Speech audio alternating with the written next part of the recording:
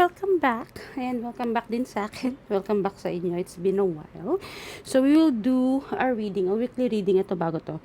We'll do a weekly reading for September 22 to 28. Ayan siya. So, hopefully magawa ko to weekly and I'm planning to do it weekly. So, medyo update lang. So, magbabago tayo ng mga uploads, which is, I'll try weekly or at least bi-weekly and monthly. Tapos, ibabalik natin yung tulad ng ginagawa natin dati na per sign. Kasi, napansin ko na kapag sa isang video, lahat nandun, wala masyadong nanonood. Ayan siya.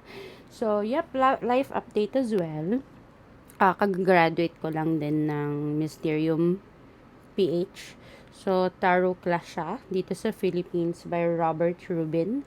Ay, nakakatapos ko lang. So, dalawa na yung certificate natin for tarot, which is, una is yung Tarot Page Philippines and now is Mysterium. And I am actually getting another course with Mysterium, which is Intuitive Awakening. And, ayun, mag-graduate tayo today, Sunday, September 22. Ayan siya. But I don't have the certificate yet. Siyempre, wala pa kasi hindi pa tapos. But ito yung mga certificates ng Tarot Page as well as Mysterium. And, ayan. Yan yung ating life update.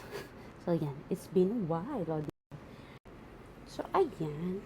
Ngayon, ang gagamitin nating deck is the Good Tarot and the Wisdom of the Oracle. You know me na kapag nag-upload ako, so always meron tayong oracle sa end.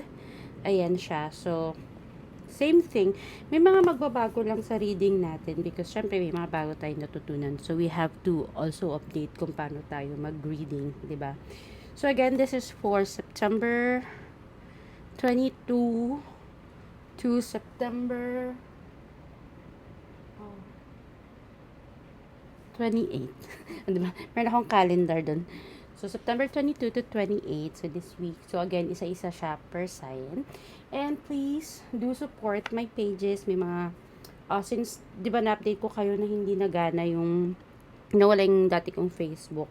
So, gumawa ko ng bagong page, which is I am Martin Tarot.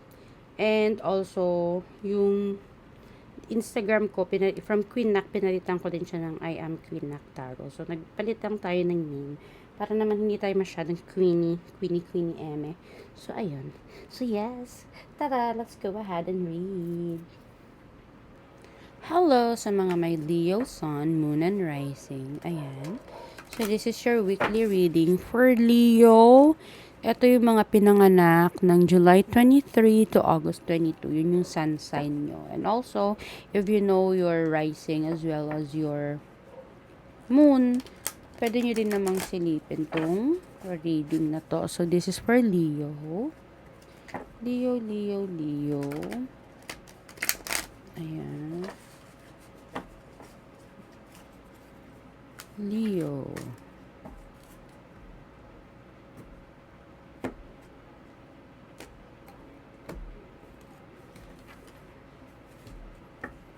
Leo.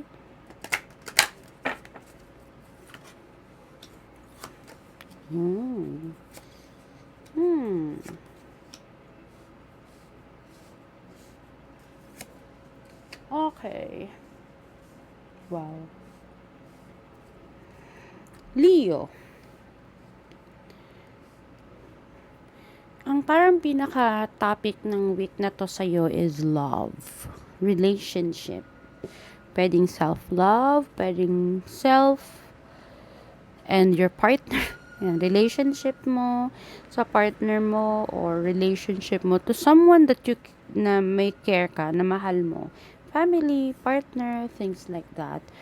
So, medyo hindi kayo magkakaintindihan siguro ng family this week, ng partner mo or kung sino man yung taong mahal mo this week. May mga bagay-bagay kayong hindi pagkakaintindihan ngayong week na to. So, pwede kayong mag-away, pwede kayong, alam mo yun, tampuhan, may mga bagay-bagay na pag-aawayan, na sasabihin mo na lang kunyari sa jowa mo, break na tayo. Mga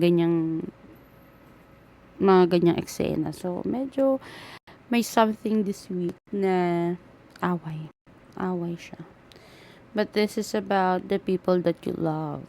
So, again, hindi lang sa relationship. If you're single, pwedeng sa family mo, or pwedeng sa sarili naman is something na maaring hindi mo na nagugustuhan kung anong nakikita mo sa itsura mo, sa mukha mo, or something like that.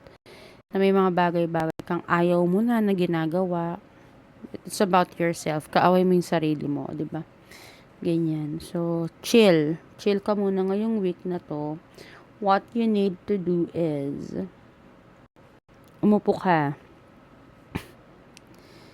Mag-isip ka kung ano ang mga bagay-bagay na positive na pwede mong gawin para ikalma mo. Para ikakalma ng mga nerves mo. Retail therapy yan. Mag ka, siguro, add to cart. Pero wag mong i-check out. Charot. Kasi ako ganun ako minsan eh.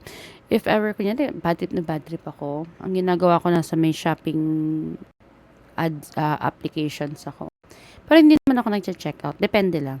So, depende. So, ayun. Nag-add to cart ako. Ganyan. Add lang ako ng add to cart. Ganyan. Tapos kung kasi medyo marami din ako na-check out minsan pag masama yung loob ko. Pero ikalma nyo. Wag masyado. Basta do something or ano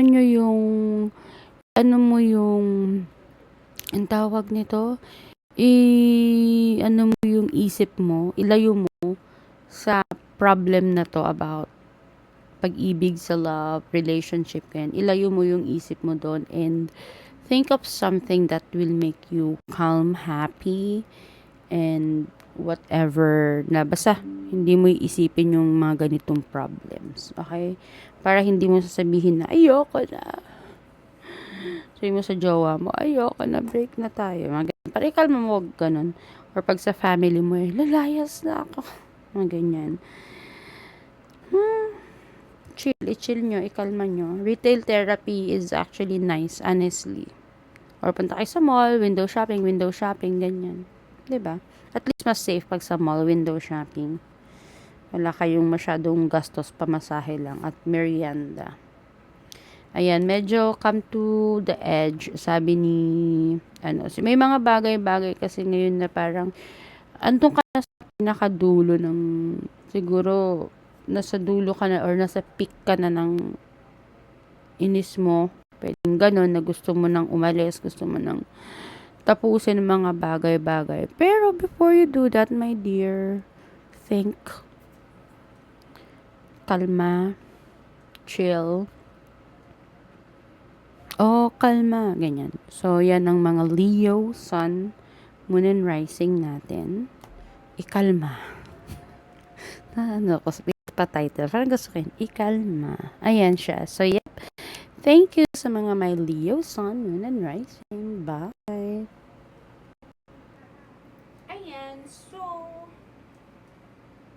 So, thank you so much. And sa mga hindi maganda yung reading, I'm so sorry. But, again, may free will tayo to believe or not. Nasa inyo yan. Or may mga pwede tayong gawin para hindi siya mangyari. Nasa inyo din naman yan. So, buhay nyo yan. Bahala kayo if you wanna believe or not. Or if you wanna do something about it. And of course, again, please do subscribe sa ating channel. That's Knock Martin. And also, yung bago kong Facebook page, I am Knock Martin Tarot. And yung Instagram ko, yung Queen Knock, pinalitan ko na po ng Knock, or I am Queen Knock. I am Knock Martin Tarot. Ayan. Parang yung nasa likod ko. Tanggalin natin tong ating signs. Yung binabasa. Ayan. Dapat pala nakaano. Pero ayan siya. I am Knock Martin. Hindi ko alam. Hindi siya